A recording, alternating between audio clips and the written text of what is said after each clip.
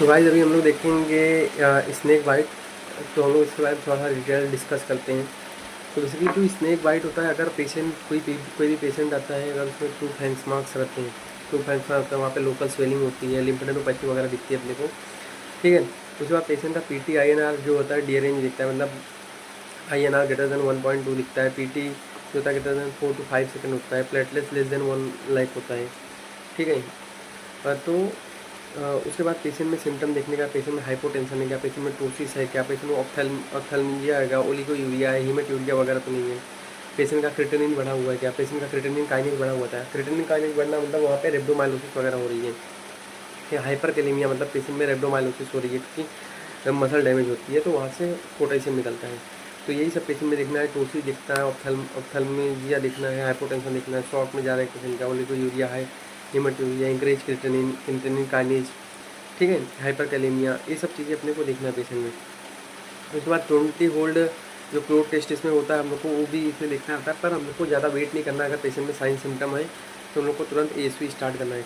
अब गाइस यहाँ पे जो एएसवी बनता है वहाँ पे जैसे कि कोबरा, क्रेट, वाइपर में भी रसल वाइपर, और इसमें वाइपर में भी क्या होते हैं, सॉ स्केल वाइपर और जो होता है रसल वाइपर। तो बेसिकली जो वाइपर्स होता है वो क्या होता है, हीमोलिसिस करता है, ठीक है, हीमोलिसिस होता है, हीमेटोटॉक्सिक होता है। कोबरा क्रेट क्या होता है, न्यूरोटॉक्सिसिटी होता है, मतलब वहाँ पे टोसिस वगैरह होता है पेशेंट में, ठीक है। उसके बाद गाइस जब एएसवी की जो गाइडलाइन होती है, सबसे पहले हम लोग को प्रोफाइलेक्टिक एड्रेनलिन देते हैं 0.25 mg, ठीक है, सब क्यों। उसके बाद अगर पेशेंट में कोई भी कार्डियक इशू होता है, पेशेंट में कोई अर्निया वगैरह है, पेशेंट को पहले कार्डियक इशू है, पेशेंट का बीपी ग्रेटर देन 140/90 है, ठीक है, तो उस केस में हम लोग को अवॉइड करना, मतलब कार्डियक इशू में हम लोग को पेशेंट को क्या करना है, अवॉइड करना रहता है, ठीक है।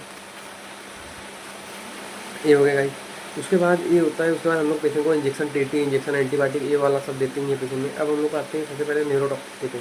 तो इसके लिए एएसवी की गाइडलाइन क्या होती है, यहाँ पे हम लोग एएसवी कैसे हम लोग गाइडलाइन करते हैं कि 100 ml एनएस में 10 वायल जो होता है, 100 ml एनएस में 10 वायल एएसवी हम लोग डाल देते हैं, उसको 30 मिनट में कंप्लीट करते हैं। आफ्टर दैट हम लोग क्या करते हैं, एक 1 आवर ऑब्जर्व करते हैं। 1 आवर ऑब्जर्व करने के बाद अपने को अगर टोस्ट वगैरह में रिलीफ मिलता है, पेशेंट में सिम्टोमेटिक इंप्रूवमेंट मिलता है तो ठीक है, नहीं मिलता तो हम लोग क्या करते हैं, फिर 10 वायल लेते हैं और 100 ml एनएस में हम लोग डालते हैं पेशेंट को, ठीक है। उसके बाद अब वाइपर पे आते हैं, तो वाइपर वाले में क्या करना है अपने को, अगर 100 स्क्वायर वाइपर तो 6 वायल हम लोग को लेना है और 100 ml एनएस में डालना है, वो 30 मिनट। और अगर यही अपना ज़्यादा वस्कुलर टॉक्सिसिटी की बात कर रहा हूँ, और अगर यही अपना रसल वाइपर है तो इसको अपन को क्या करना है, इसको 10 वायल लेना है, 100 ml एनएस में डालना है, ठीक है, और उसको 30 मिनट में कंप्लीट करना है। उसके बाद हम लोग क्या, इसको स्लोली हम लोग क्या करते हैं, ये देने के बाद हम लोग हर 2 वायल को हम लोग डाल देंगे। एवरी 6 आवरली क्या जाएगा, 2 वायल जाएगा, ठीक है, इन्फ्यूजन फॉर्म में। ये हो गया गाइस। उसके बाद अपना ये हो गया। उसके बाद अब मैक्सिमम अपर लिमिट जो होती है, जो तो अपना जो कोबरा और ग्रेड के लिए 40 होती है, मैक्सिमम वायल हम लोग 40 दे सकते हैं। रसल के लिए 20 दे सकते हैं, और 100 स्केल वाइपर के लिए 10 दे सकते हैं, 10 वायल मैक्सिमम, ठीक है। अब पेशेंट में गाइस तुरंत अपन एएसवी जब देते हैं तो वहाँ पे एनाफाइलेक्टिक शॉक वगैरह अपने को देखने पड़ता है, तो उसमें उस केस में हम लोग इंजेक्शन एड्रेनलिन 0.5 mg हम लोग देते हैं। तो एनाफाइलेक्टिक शॉक में मतलब एंजियोएडिमा होगा, हाइपोटेंशन होगा, वहाँ पे ईचिंग होगी बॉडी में, वीजिंग होगा पेशेंट में, ठीक है, नोजिया हो सकता है, वोमिटिंग हो सकता है पेशेंट में। तो ये सारी चीज़ें अपन देख के 0.5 mg हम लोग एड्रेनलिन देते हैं, और हम लोग आईविल भी दे सकते हैं 10 mg। और उसके बाद लेट सिम्टम में गाइस लेट इसका जो साइड इफेक्ट होता है, साइड इफेक्ट होता है एएसवी का, वो फीवर होता है, माइल्जिया होता है, ठीक है, फीवर, माइल्जिया, लिम्फेडेनोपैथी, ये सब सारी चीज़ें होती है इसमें से। अब भाई ये बात और बताता हूँ, अगर सपोज कोई भी पेशेंट न्यूरोपैरालिटिक का आता है, तो न्यूरोपैरालिटिक में हम लोग क्या देते हैं, इंजेक्शन एट्रोपिन भी देते हैं और नियोस्टिग्मिन भी देते हैं, क्योंकि वो एसिटाइल कोलेस्ट्रेज को इन्हिबिट करता है, तो ये सारी चीज़ें उसको क्या करती है, रिवर्स करती हैं, ठीक है।